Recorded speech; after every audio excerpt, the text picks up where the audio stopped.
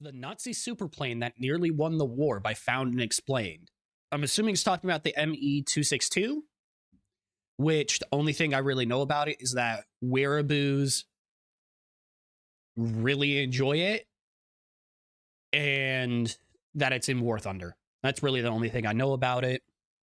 So this should be interesting. Let's jump in. Near the end of World War II, the Nazis came up with a radically new idea for a fighter plane, one that was powered by jet engines. This new technology could perhaps give the Nazis the edge against the Allied air forces and maybe even win them the war. Flying just below supersonic and piloted by the best German aces, the Me-262 would be unstoppable. There was simply nothing to match this Wunderwaffe. But Hitler's decision... The problem with that is that Germany had so many quote-unquote wonder weapons that... and they didn't have the means of production to actually push through with any of them. So you can have as many wonder weapons as you want, but you can't produce enough of them to really make a fucking difference, considering a lot of them were way too complicated for you guys at the time. Because you decided to pick a fight with the rest of the fucking world. Decisions and wrong expectations stopped this jet from turning the tide of war. This is the story of the first jet fighter, the Messerschmitt 262.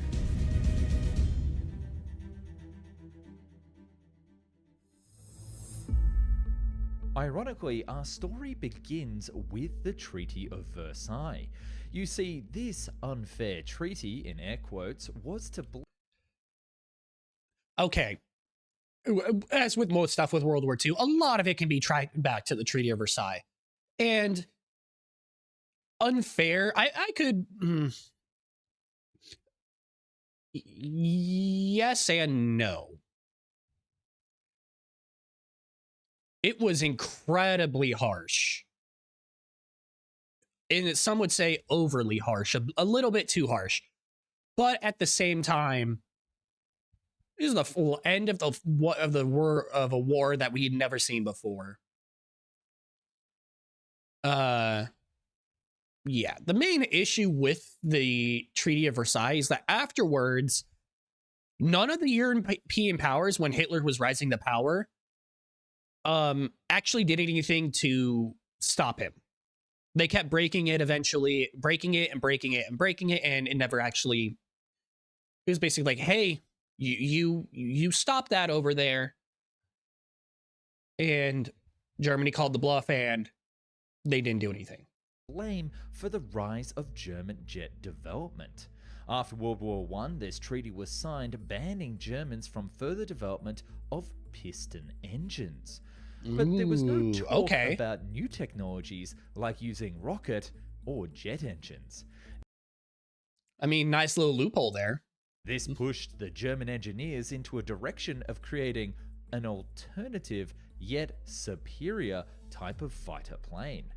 Heinkel was the first to start working on his design along with von Ohain with his He-178, which was the first turbojet aircraft to take to the skies just a week before the kickoff of World War II. On the other hand, man, that's British fucking early. engineer Frank Whittle had also worked on a jet engine as a new propulsion method, but the British government didn't take him seriously at the time. And this gave of course not, God forbid, a big advantage. Now, I bet you're watching this and wondering, what would it be like to fly? Well, you can on today's video sponsor, War Thunder. Don't fast forward on that timeline, because I'm inviting you to come and play with me and fly some of the craziest aircraft. Ooh, that's a custom skin. Oh, wait. Hold up. Let me go back. This isn't part of the game. Or is it? Maybe. Because then if you go forward a bit, maybe, but I'm not seeing... No, that wasn't part of the game. This is, because the yellow isn't here. I was going to say, unless it was a custom skin that you can do historical skins for shit. 2 years ago, so I'm going to skip the War Thunder ad because it is not going to be active anymore. But we do usually watch ads if it's within like 6 or 8 months. After the war started and initial German successes, RLM, or the Nazi Ministry of Aviation, shifted their focus to aircraft they already had in service instead of working on this new jet technology. Because, well, if it works, why change it? However, probably not the smartest with his design, building the He-280. But Willy Messerschmitt also took interest in this new jet engine technology, and soon enough, he proposed a new fighter known as Project 1065, just before the... Probably not the smartest idea. Like, yeah, I get it, the whole concept, if it's not broke, don't fix it. But this really ended up fucking them over in the sense of, by the time it got to the point where they wanted to actually produce this shit and everything, and because it took so long for testing, because they couldn't, because of everything, they didn't have the means of production anymore to actually produce them anymore, which really fucked them over. You see, both Heinkel and Messerschmitt were brilliant engineers, but Heinkel didn't know how to play by the rules and didn't have the political backing the same way Messerschmitt did. This resulted in nepotism. Hitler himself being impressed with this new jet technology, giving Messerschmitt essentially carte blanche in accepting any design that he could guarantee to be a feasible one. By 1942, the Me-262 had its first flight, and in 1943, legendary ace Adolf Golland flew the aircraft himself, being impressed by the performance and stating, "This is not a step forward, this is a leap forward."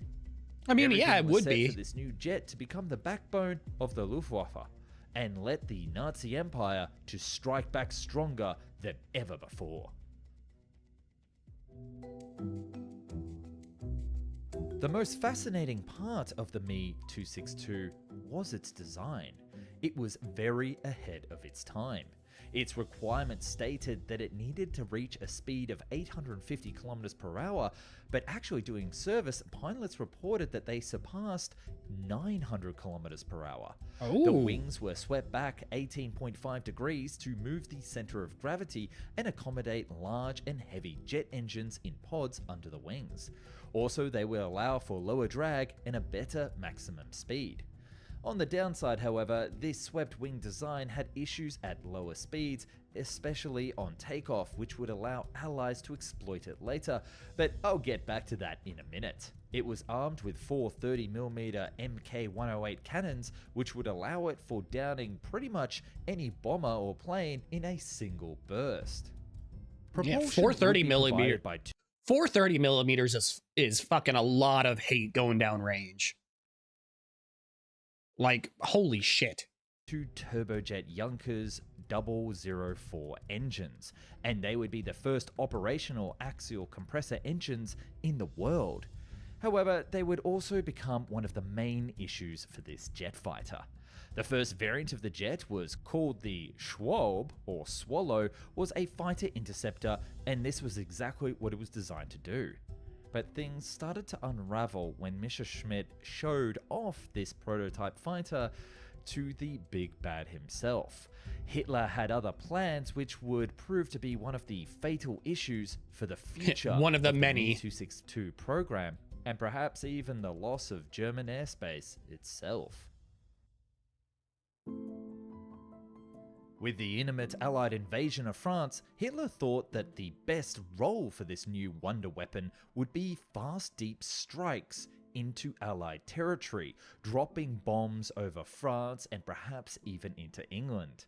Although it was completely a stupid idea, especially for a fighter jet, not a bomber aircraft, Messerschmitt still went with it and ordered fighter production to be drastically reduced and a new bomber version to be designed.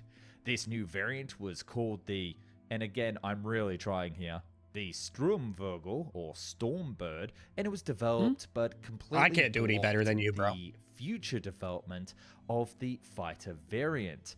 And this is when all the issues started to pop up and the engineers weren't around to fix them. D-Day arrived and the Germans were unable to stop the Allies on the ground, nor build this new attack variant in time. And that's when Hitler got mad. Nine, nine, nine, nine, nine. In his rage, I love that clip from that movie. It's fucking hilarious. He issued a direct order to completely stop any fighter production and instead just pump out the attack bomber variant. In spite of that, the Luftwaffe started training pilots on the previously delivered fighters, and they were to be piloted by the very best of the best. Conversion from a FW190 or BF109 to a Me-262 was not a hard task because the Me-262 was a very capable and flyable aircraft. However, it was easy for the aces, but manpower was the actual issue in 1944. Yeah. Young pilots without too much experience were getting put into this brand new jet fighter because they didn't have anybody else. And the result went pretty much as expected. Many pilots were killed in all sorts of crazy accidents during training, and then they would be going up against the best of the best Allied pilots who had plenty of real-world experience. But eventually, these rookies got into fighter squadrons and were actually deployed on the battlefield. At first, the Me-262 was an absolute game changer. The Allies didn't even know what hit them. Well, I mean, yeah, it's a fucking jet fighter. But I was going to say, I can't remember exactly what I was going to say. It was going to be something to do along the lines of Hitler going crazy, them losing all their best pilots, so if they have to put less qualified people into it, which really fucks them over. And I can't exactly remember what I was going to say. I should have paused it earlier, but I wanted to let him finish his thought, and then in doing so, I lost mine. It was successful against fighters, bombers, and pretty much anything.